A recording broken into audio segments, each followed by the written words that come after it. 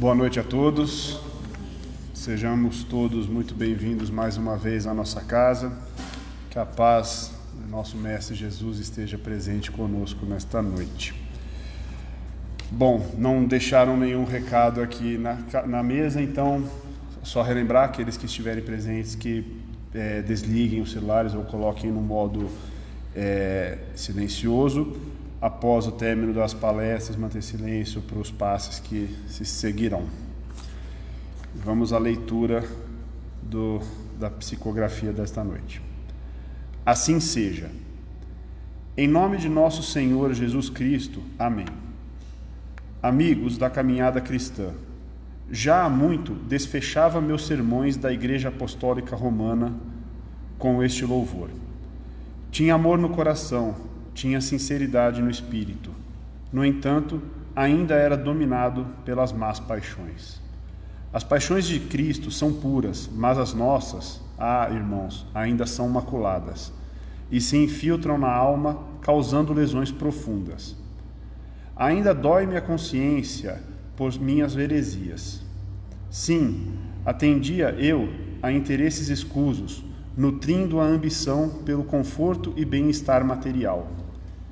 Esquecendo-me sobremaneira da proposta de Cristo acerca da procura incessante pelo caminho do conforto e do bem-estar espiritual, daquele sentimento que quase santifica a criatura em busca itinerante do amor.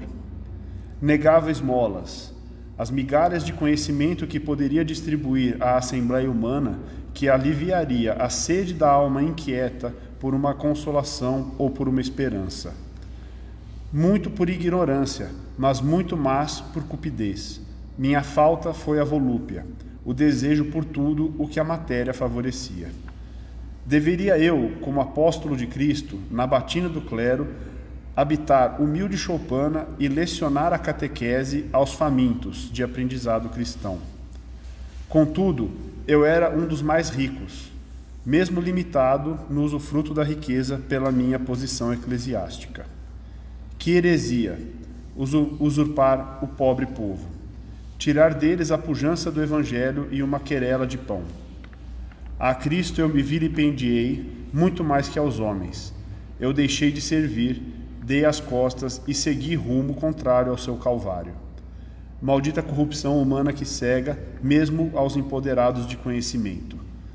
Dupla culpa de uma alma que diariamente se penitencia e pede perdão pelas faltas cometidas. Sirvo a confraria da humildade, recolho os pobres estropiados do caminho, assim como era quando me encontraram, um farrapo humano em processo expiatório e depois extraviado no além da vida. Deus é misericórdia, não abandona ninguém e perdoa. Sou um pecador em remissão e peço sempre pela minha redenção espiritual. Assim seja, ó Pai, assim seja. Uma lembrança para a gente que não adianta os gestos externos, o que importa é o que a gente carrega dentro dos nossos corações, o entendimento que nós temos de Deus e a nossa fidelidade a Ele. Bom, convido a todos que fechem os olhos. Sintonizem a vibração com a deste ambiente que foi preparado pela espiritualidade amiga. E juntos, encarnados e desencarnados, vamos saudar a presença do nosso Mestre Jesus, que já se faz presente, pois Ele nos disse que onde 2 ou mais se reunissem em seu nome, lá Ele estaria. Mestre querido, irmão maior, estamos aqui humildemente para mais uma noite de estudo do seu Evangelho, da sua palavra, pois sabemos que ainda somos seres infantis e precisamos da sua guia para que possamos encontrar o caminho da retidão, o caminho da felicidade prometida. Pedimos, Mestre, que permaneça conosco, que abençoe a todos aqui presentes, em especial ao mentor desta tarefa, e a nossa irmã Vânia, que ela possa ser inspirada das melhores palavras, que essas palavras reflitam em nosso íntimo, para que possamos, Mestre, amanhã sermos melhores do que fomos hoje. Que assim seja, graças a Deus.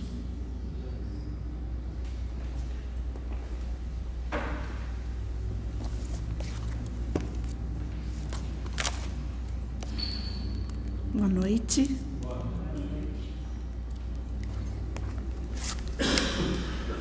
Eu vou ler uma história que é do livro Jesus no Lar, escrita por Chico Xavier pelo Espírito Neio Lúcio.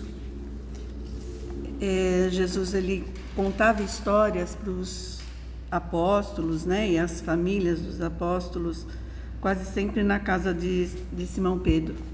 E aqui essa história chama a Escola das Almas. Congregados em torno do Cristo, os domésticos de Simão ouviram a voz suave e persuasiva do Mestre comentando os sagrados textos. Quando a palavra divina terminou a formosa preleção, a sogra de Pedro indagou inquieta: Senhor, afinal de contas, que vem a ser a nossa vida no lar? Contemplou a ele significativamente, demonstrando a expectativa de mais amplos esclarecimentos, e a matrona acrescentou: iniciamos a tarefa entre flores para encontrarmos depois pesada colheita de espinhos. No começo é a promessa de paz e compreensão. Entretanto, logo após, surgem pedras de sabores. Reparando que a senhora Galileia se sensibilizara até as lágrimas, deu-se pressa a Jesus em responder: o lar é a escola das almas, o templo onde a sabedoria divina nos habita. Pouco a pouco, ao grande entendimento da humanidade. E sorrindo, perguntou: que fazes inicialmente as lentilhas antes de servi-la a refeição? A interpelada respondeu titubeante: naturalmente, senhor, cabe-me levá-las ao fogo para que se façam suficientemente cozidas. Depois devo temperá-las, tornando-as agradáveis ao sabor. Pretenderias também, porventura, servir pão cru à mesa? De modo algum, tornou a velha humilde. Antes de entregá-lo ao consumo caseiro, compete-me guardá-lo ao calor do forno. Sem essa medida, o divino amigo então considerou: há também um banquete festivo na vida celestial, em que nossos sentimentos devem servir à glória do Pai. O lar, na maioria das vezes, é o cadinho santo ou o forno preparador. O que nos parece aflição ou sofrimento dentro dele é recurso espiritual. O coração, acordado para a vontade do Senhor, retira as mais luminosas bênçãos de suas lutas renovadoras, porque somente aí, de encontro uns com os outros, examinando aspirações e tendências que não são nossas, observando defeitos alheios e suportando-os, aprendemos a desfazer as próprias imperfeições. Nunca notou a rapidez da existência de um homem? A vida carnal é idêntica à flor da erva. Pela manhã emite perfume e à noite desaparece. O lar é um curso ligeiro para a fraternidade que desfrutaremos na vida eterna. Sofrimentos e conflitos naturais em seu círculo são lições. A sogra de Simão escutou atenciosa e ponderou: Senhor, há criaturas, porém, que lutam e sofrem, no entanto jamais aprendem. O Cristo pousou na interlocutora os olhos muito lúcidos e tornou a indagar: que fazes das lentilhas endurecidas que não cedem à ação do fogo? Sem dúvida atiro-as ao monturo, porque feririam a boca do comensal descuidado e confiante. Ocorre o mesmo, terminou o mestre, com a alma rebelde às sugestões edificantes do lar. A luta comum mantém a fervura benéfica. Todavia, quando chega a morte, a grande selecionadora do alimento espiritual para os celeiros de nosso Pai, os corações que não cederem ao calor santificante, mantendo-se na mesma dureza, dentro da qual foram conduzidos ao forno bendito da carne, serão lançados fora, a fim de permanecerem por tempo indeterminado na condução de adubo entre os detritos da natureza. Então, essa história, eu acho que ela faz a gente refletir bastante sobre a nossa vida mesmo no lar, na casa da gente, né? Que às vezes a gente pensa, mas por que está acontecendo isso? Por que o outro faz assim? Por que o temperamento é tão difícil? Por que ele falou desse jeito? Por que ela fez aquela cara?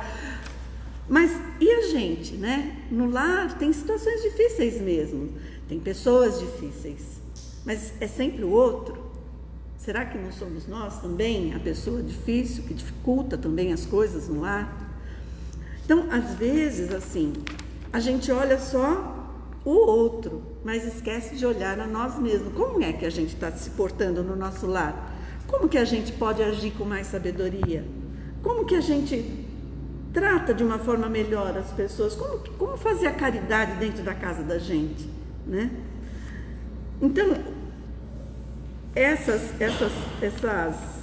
olhares, essas conversas ou essas formas de falar, às vezes são modos que fazem com que as coisas girem de uma forma errada dentro de casa. Como a gente fala com o outro?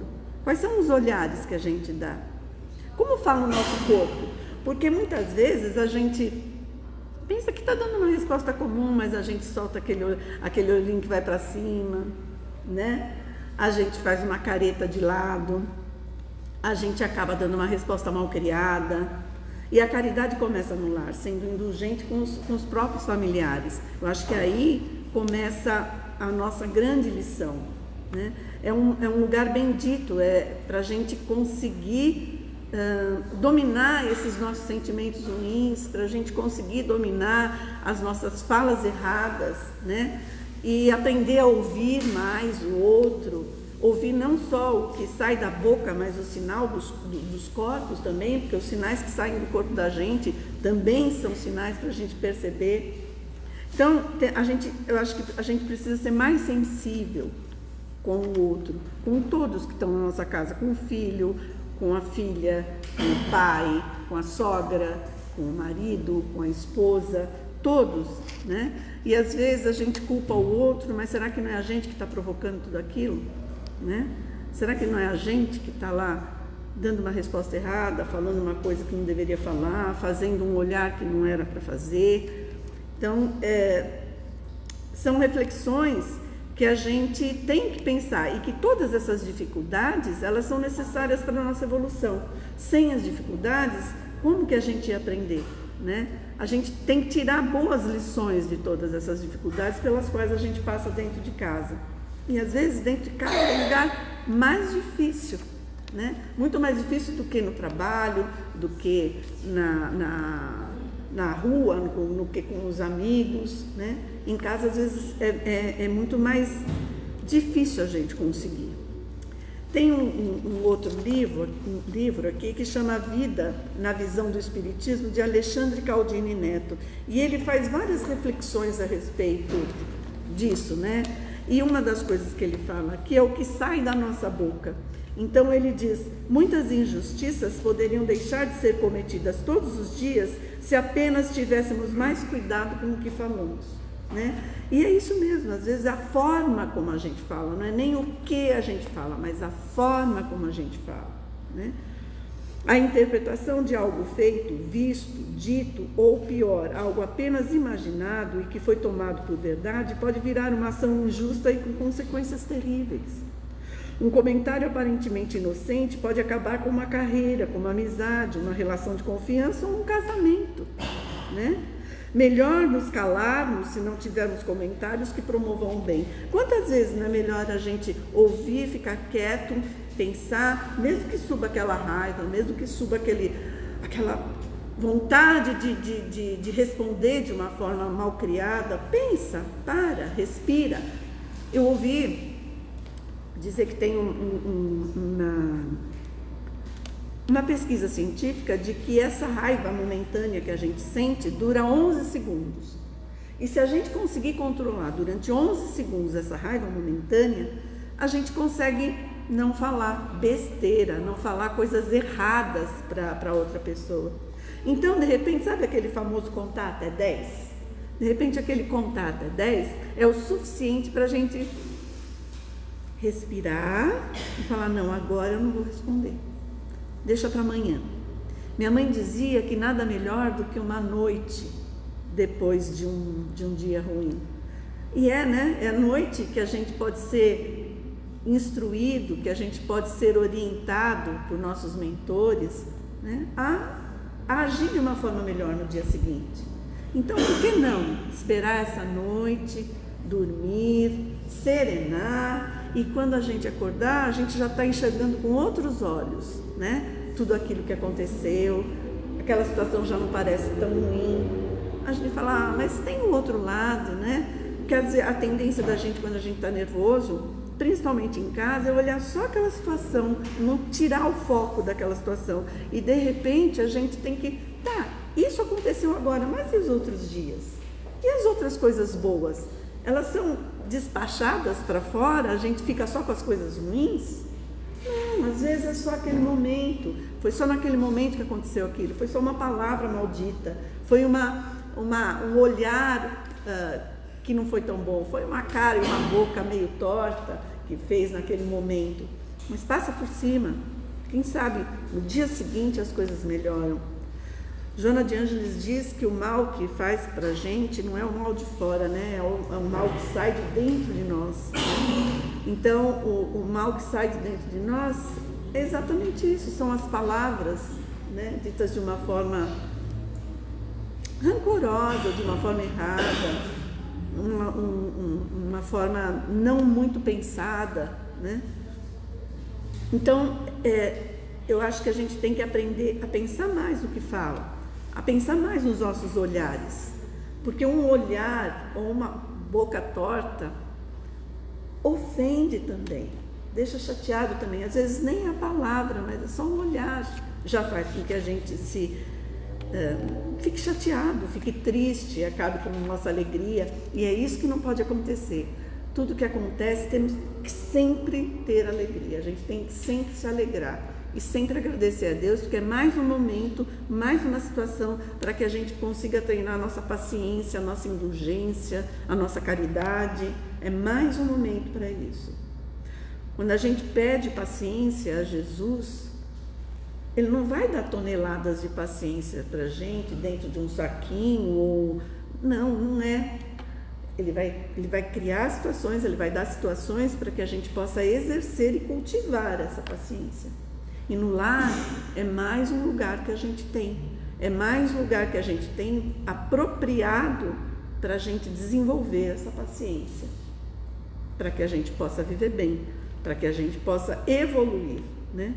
Eu penso que às vezes a gente estabelece metas muito altas para a gente, né?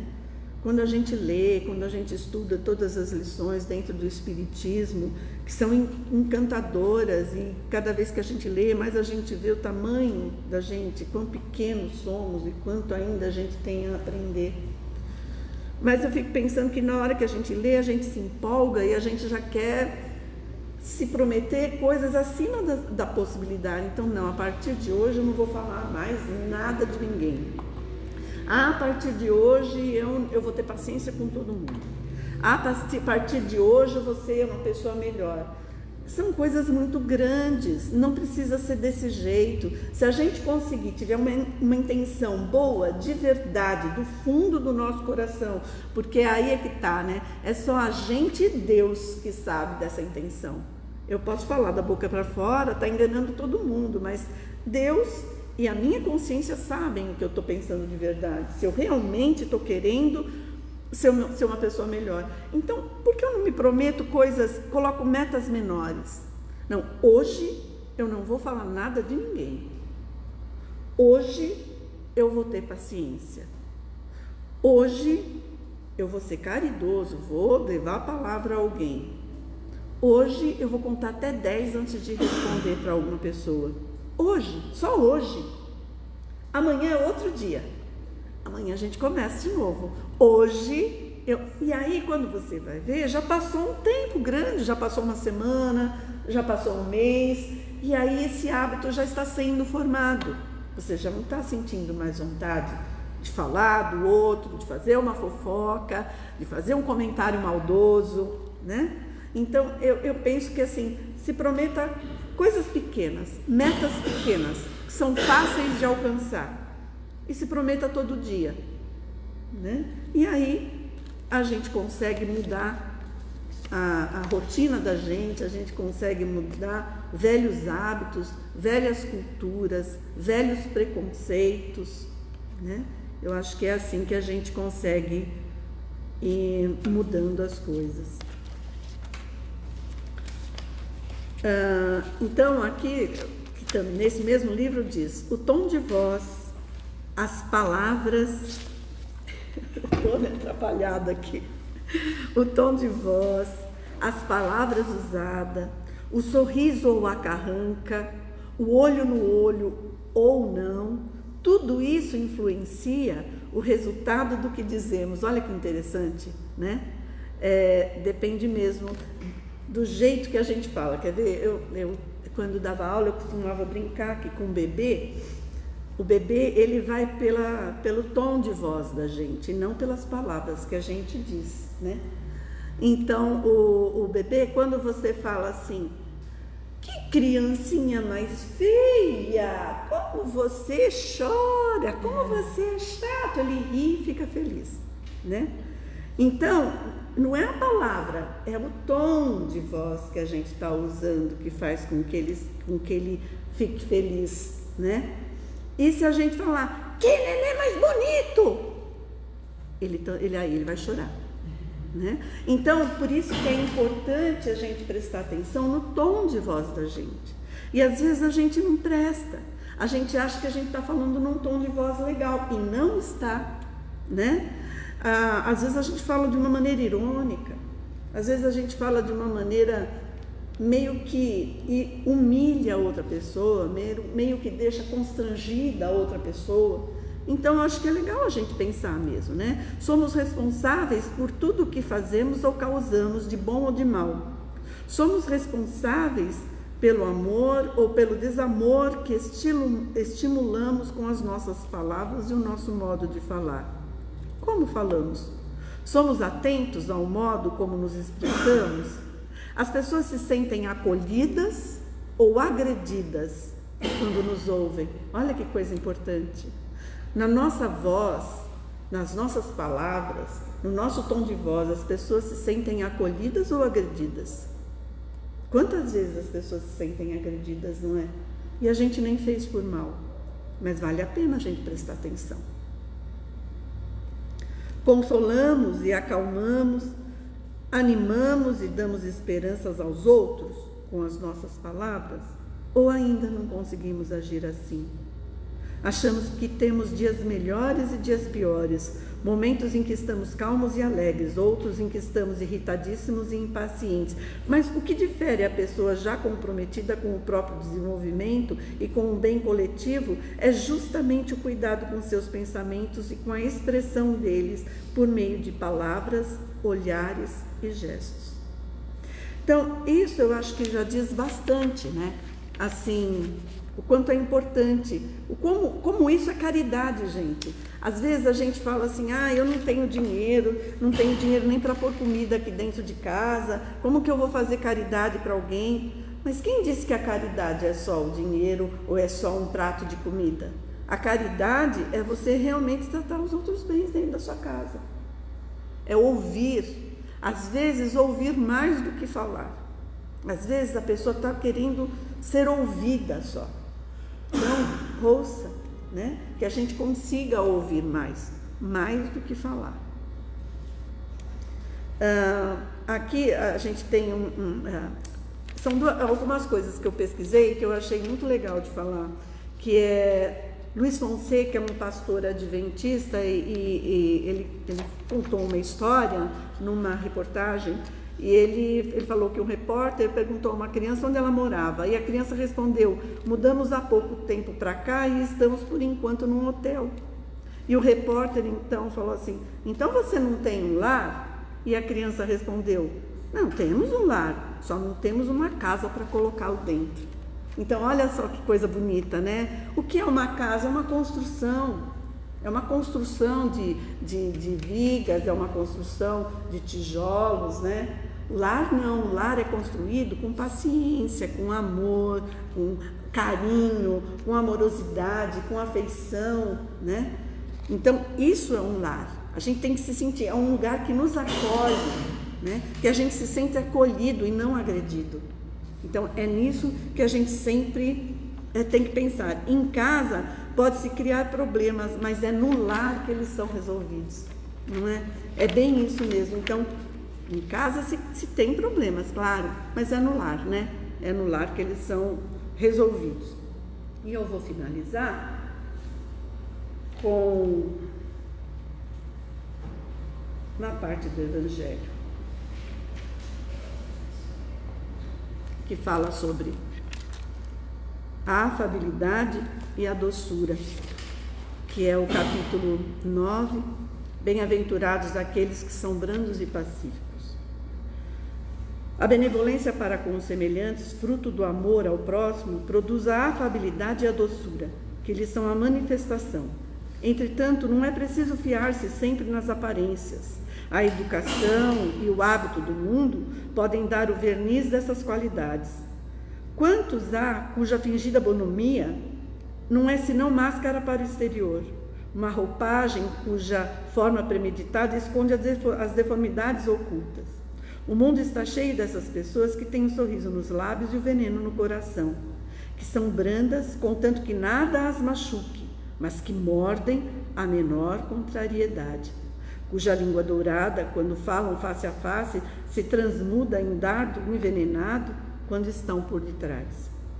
A essa classe pertencem ainda esses homens benignos por fora e que, tirando os domésticos, fazem sofrer sua família, seus subordinados, o peso de seu orgulho, de seu despotismo, como querendo se compensar do constrangimento que se lhe impuseram alhures, não se atrevendo a usar de autoridade sobre estranho que os recolocariam em seu lugar.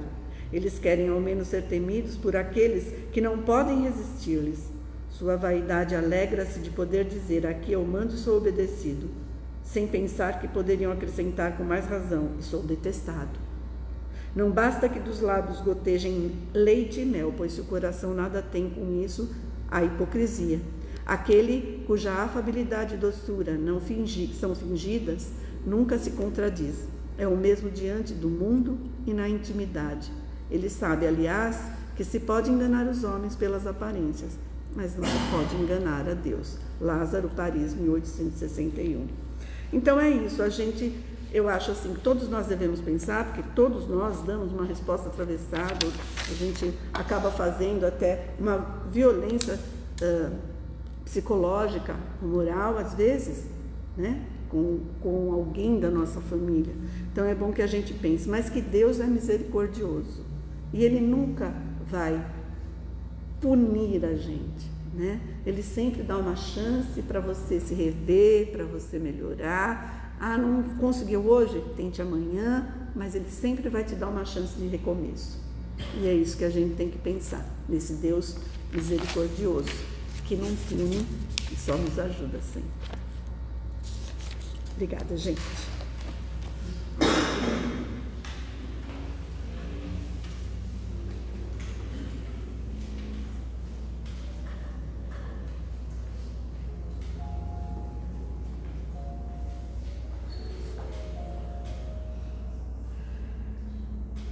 Após essa bela reflexão,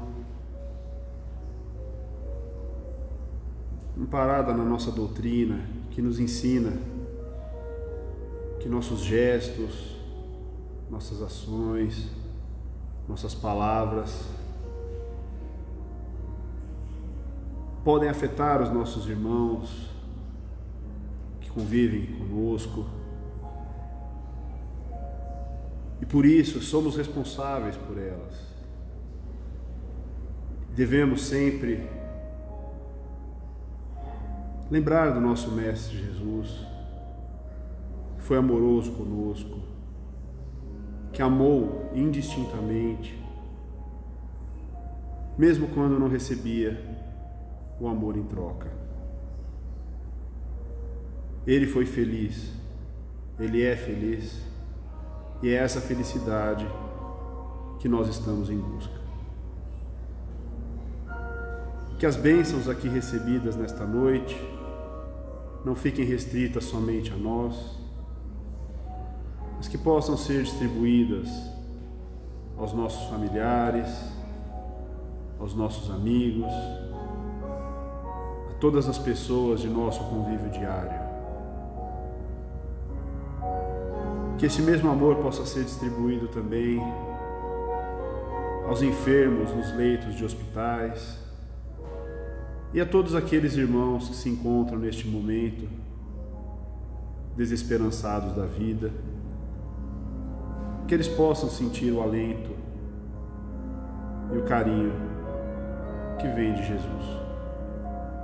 Que possamos retornar aos nossos lares em paz e em segurança. Que tenhamos força para encarar as provas da semana que se seguirão. Permaneça conosco, Mestre, nas tarefas de passe que acontecerão na sequência. Que assim seja, graças a Deus.